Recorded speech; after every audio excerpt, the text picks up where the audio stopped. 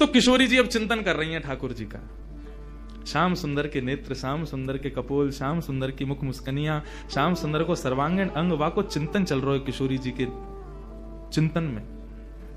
और वही हाल यहां श्याम सुंदर को है रो, रात भर करवट बदल रहे हैं, बार बार विचार कर रहे हैं कहां है वो, कौन की छोरी आई ऐसी अपनों ऐसा पागल सा बना के चली गई है। आज किशोरी जी ने मन बनाया, बोले आज नंदगाम चलेंगी।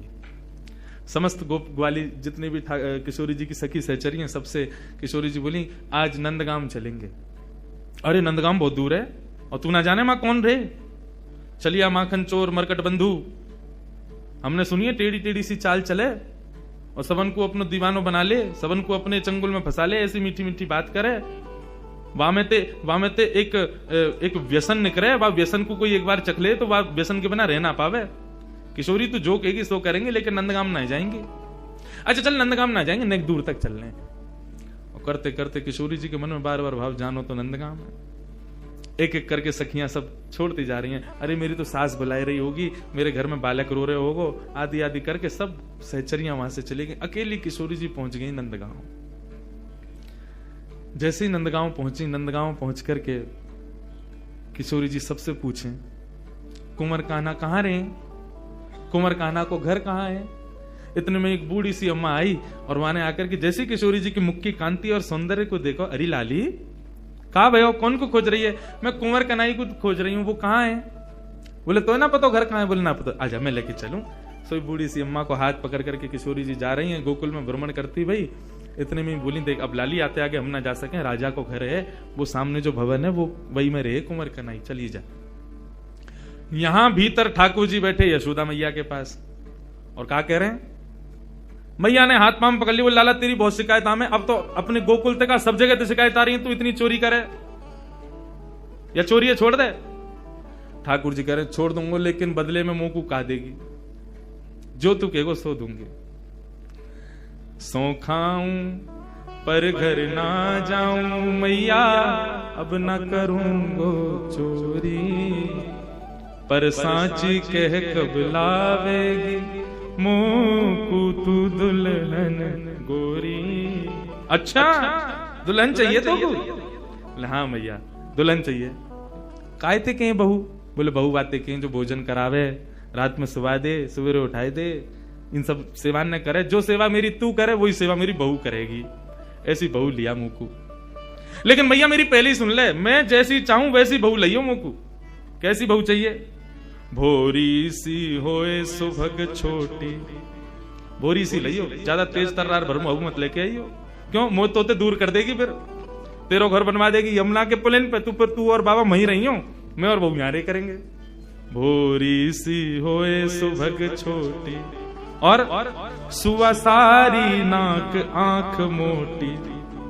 पैनी सी तो नाक हो बाकी, कैसी तोता जैसी, और बड़ी बड़ी आंखन वारी होए, और तोते दिखाए मुख घूंघट में, मुस्काए जाए थोड़ी थोड़ी।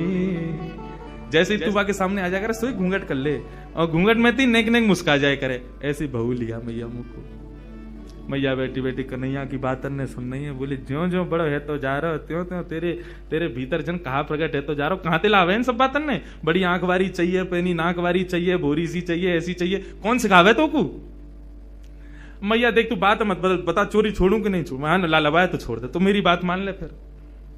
और मैया सुन, मैया एक बात तो समझाऊं, जब ब्याह करवे जाऊंगा ना, बलदाऊ संग न ले जाऊं, बलराम में ना लेके जाऊंगा। मैया बोली क्यों ना लेके जाएगा?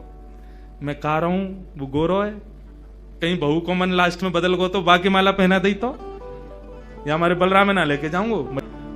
बाबा ते कह के मगवाए दे, चढ़वे को सुंदर घोड़ी।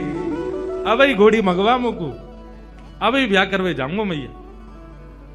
मैया बोली लाला ये सब चले तेरे मन में, यही सब करे तू बाहर वन में जाके, ते मधुमंगल श्रीदामा आगे दिन ते यही सब सीख के आवे तू क्या आवेंगे। और मैया मेरी एक बात और सुन ले, मैया एक बात मेरी और सुन ले।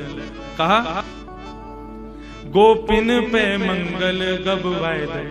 गोपिन ने बुलाया कि अभी तो मंगल गान शुरू करवा दे तू तो घर में, और मोय गोरो दुल्हा बनाए दीजो।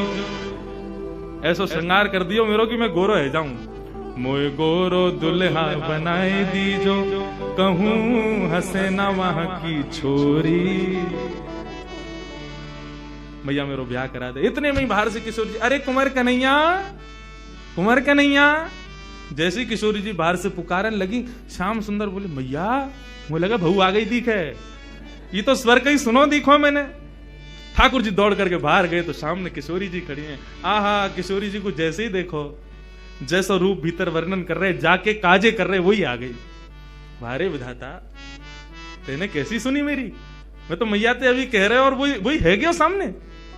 इतने में पीछे से यशोदा जी निकल करके आई, और जैसे ही यशोदा जी ने नंद भवन के द्वार पर देखो है, किशोरी जी को देख करके यशोदा मैया के मन में भाव आयो, अरे विधाता, मेरे मन में तो बचपन से ही हती कि लाला के काजे सुंदर सी एक बहू लेके आऊंगी, आदि आदि। अभी लाला की बात विनोद में सुन रही, लेकिन हे विधाता, ये जो सामने खड़ी है मेरे, या को रूप कैसा, कैसी कैसे कैसे चपल से नेत्र हैं, या कि कैसी कैसी मृगनैनी है, या कि मुस्कान कितनी सुंदर, या कि चाल कितनी सुंदर, या कि रूप कितना सुंदर। मोहित है गई। यशोदा मैया ने परिचय ना पूछो कौन है, सीधी बोली लाली निक इतकुआ। किशोरी जी पास गई, निक मैं तुमको हृदय से लगा लूं अपने। हाँ मैया लगा लो। जैसे ही किशोरी जी को हृदय से लगायो, यशोदा मैया के नेत्रन से अश्रु प्रपात होने लगो। ऐसी ऐसी शीतलता को अनुभव, जो शीतलता को अनुभव सदैव कन्हैया को हृदय से लगावे में आवे, वो पहली बार कोई बालक को हृदय में लगावे में आयो है। कौन है लाली, कहां ते आई है, तेरो गांव कहां है? मैया तुम बढ़िया ते जानो मुझे। कौन हो? मैं वृषभानु जी की लाली हूं। कीर्ति मैया, मेरी मैया आपकी बड़ी अच्छी सहेली। अच्छा, वृषभानु की लाली है? बोले हाँ, वही जो घोटून तक काजल लगावे का है। ऐसे तो बड़ा बूढ़ा होगा, लेकिन हम तो खूब बतियावे। आज वो बात ने बना तो रे। किशोरी जी बोली, आप हमारे बाबा के बारे में ऐसे मत बोलो ना लाली, मैं कोई बुराई थोड़ी कर रही हूँ। हमारे ब्रज में तो गारी देवे तो उम्र बढ़े, हमारे ब्रज में तो ऐसा बोलवे तो आनंद ही आवे, ऐसे बिना बोले। किशोरी जी श्याम सुंदर के संग बैठी हैं, क्रीड़ा कर रही हैं, लीला कर रही हैं।